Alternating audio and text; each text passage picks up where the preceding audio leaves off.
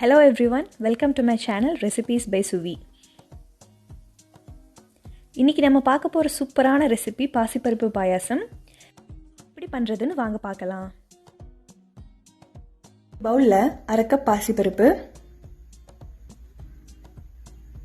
தேவையான அளவு தண்ணி விட்டு நல்லா கழுவி எடுத்து வச்சுக்கலாம்.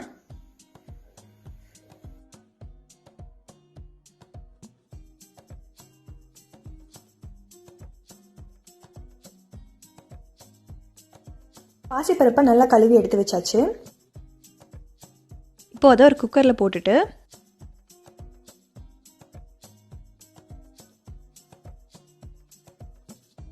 ஒரு கப் பாசிப்பருப்புக்கு 1/2 கப் தண்ணி விட்டால் கரெக்டாக இருக்கும். மூடி போட்டு 3 விசில் விட்டு எடுத்துக்கலாம்.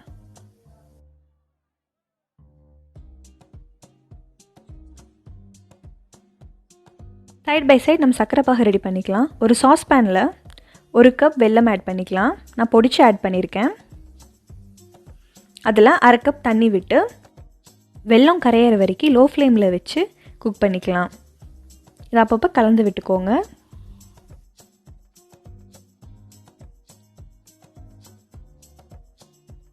இப்போ நல்லா கொதி வந்துருச்சு. வெல்லமும் நல்லா கரைஞ்சிருச்சு. இப்போ ஸ்டவ் ஆஃப் பண்ணிவிட்டு இதை ஒரு பவுலுக்கு ட்ரான்ஸ்ஃபர் பண்ணிக்கலாம்.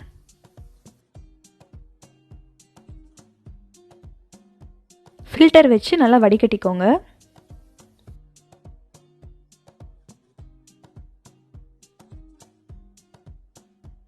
இப்போ நம்ம வடிகட்டி எடுத்து வச்சாச்சு. பாசிப்பருப்பு இப்போ நல்லா குக் ஆகிடுச்சு. இது ஒரு ஸ்பூன் வச்சு லைட்டாக மேஷ் பண்ணிக்கலாம். ரொம்ப மேஷ் பண்ண வேணாம்.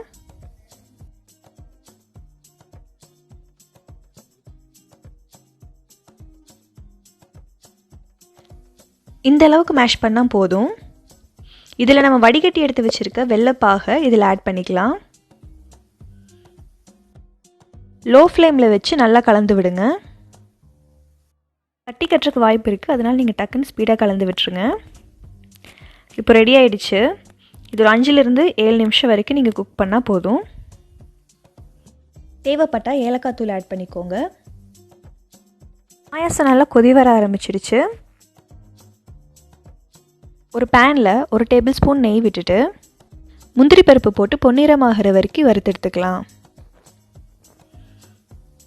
கலர் மாறிடுச்சு. இப்போ எடுத்துட்டு முந்திரி பழம் போட்டு அது நல்லா உப்பி வர வரைக்கும் வறுத்துக்கலாம்.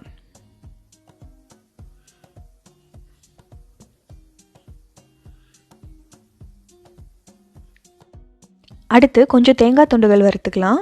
இது ஆப்ஷனல் தான், பட் பாயாசம் சாப்பிட்றப்போ நமக்கு நல்லா இருக்கும் க்ரன்ச்சியாக. துருவன தேங்காய் கொஞ்சம் போட்டு வறுத்துக்கலாம்.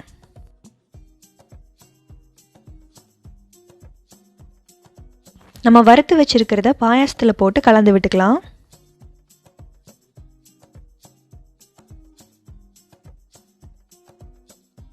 ரொம்ப ஈஸியான பாசிப்பருப்பு பாயாசம் ரெடி ஆகிடுச்சு. இந்த ரெசிபி நீங்களும் உங்கள் வீட்டில் ட்ரை பண்ணி பாருங்கள். எப்படி இருந்துச்சுன்னு மறக்காமல் சொல்லுங்கள். அடுத்து ஒரு சூப்பரான ரெசிபியோடு உங்களை மீட் பண்ணுறேன். Until then, it's bye from me, Shweta.